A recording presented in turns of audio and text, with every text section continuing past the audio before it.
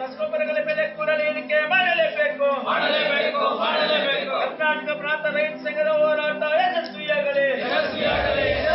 ಗುಡಿಬಂಡೆ ತಾಲೂಕು ಕಚೇರಿ ಮುಂದೆ ಕರ್ನಾಟಕ ಪ್ರಾಂತ ರೈತ ಸಂಘದ ನೇತೃತ್ವದಲ್ಲಿ ಇಂದು ಬೃಹತ್ ಪ್ರತಿಭಟನೆ ನಡೆಯಿತು.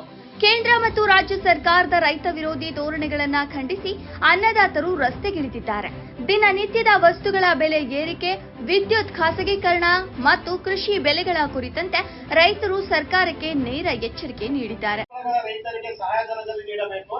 ರೈತರ FID ನಂಬರ್ ಏನು ಒಂದು ಮೂಟೆ ಕೊಡ್ತೀವಿ ಅಂತ ಹೇಳ್ತಾ ಇದ್ರೆ ಅದನ್ನು ರದ್ದು ಮಾಡಿಸಬೇಕು ಆದೇಶವನ್ನು.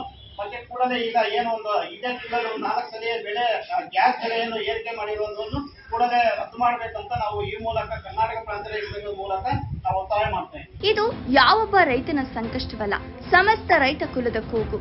ಪೆಟ್ರೋಲ್, ಡೀಸೆಲ್ ಮತ್ತು ಅಡುಗೆ ಅನಿಲದ ಬೆಲೆ ಏರಿಕೆಯ ಭರೆ ಜನಸಾಮಾನ್ಯರ ಜೇಬಿಗೆ ಕತ್ತರಿ ಹಾಕುತ್ತಿದೆ. ಇದರ ಬೆನ್ನಲ್ಲೇ ರೈತರ ಮೇಲೆ ಮತ್ತೊಂದು ಹೊರೆ ಹೇರಲು ಸರ್ಕಾರ ಮುಂದಾಗಿದೆ ಎಂದು ಆಕ್ರೋಶ ವ್ಯಕ್ತಪಡಿಸಿದರು.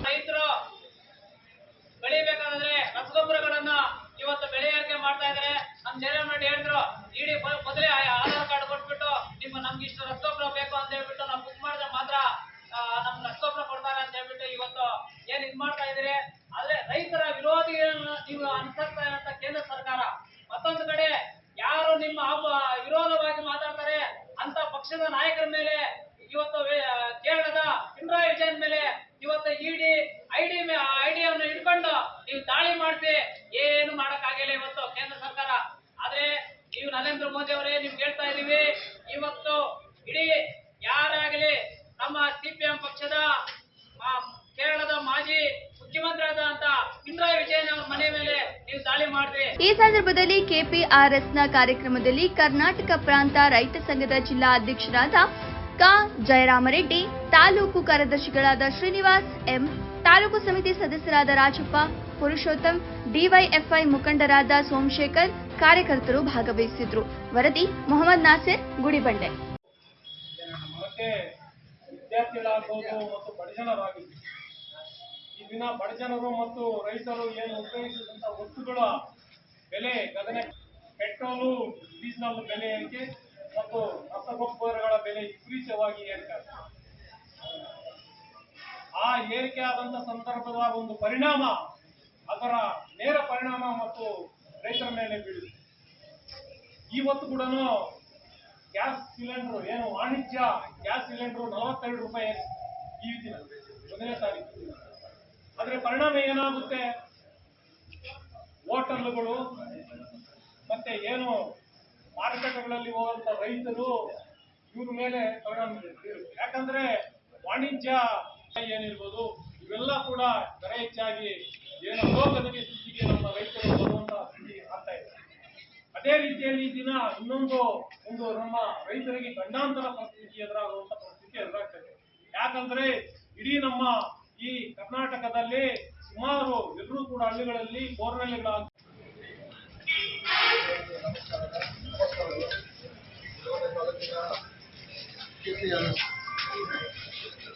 ಎಲ್ಲ ಅಧ್ಯಕ್ಷರು, ಉಪಾಧ್ಯಕ್ಷರು ಮತ್ತು ಎಲ್ಲ ಕಳೆದ 7 ತಿಂಗಳಿಂದ ನಮಗೆಲ್ಲರಿಗೂ ಗೊತ್ತಿದೆ, ಯುದ್ಧ ನಡೀತಾ ಇದೆ. ಅದು ಭೀಕರ ಯುದ್ಧದಲ್ಲಿ ಹಂತವಾಗಿ ನಡೀತಾ ಇದೆ.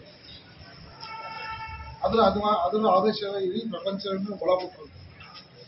ಈ ಒಳಗೊಂಡಿರ್ತಕ್ಕಂತಹ ಏನು ಪೆಟ್ರೋಲ್, ಡೀಸೆಲ್ ಮತ್ತು ಅದು ಅನಿಲ ಪೆಟ್ರೋಲಿಯಂ ಪ್ರಾಡಕ್ಟ್ ಏನಿದೆ ಹಂತವಾಗಿ ಬೆಳೆಯಲೇಬೇಕು.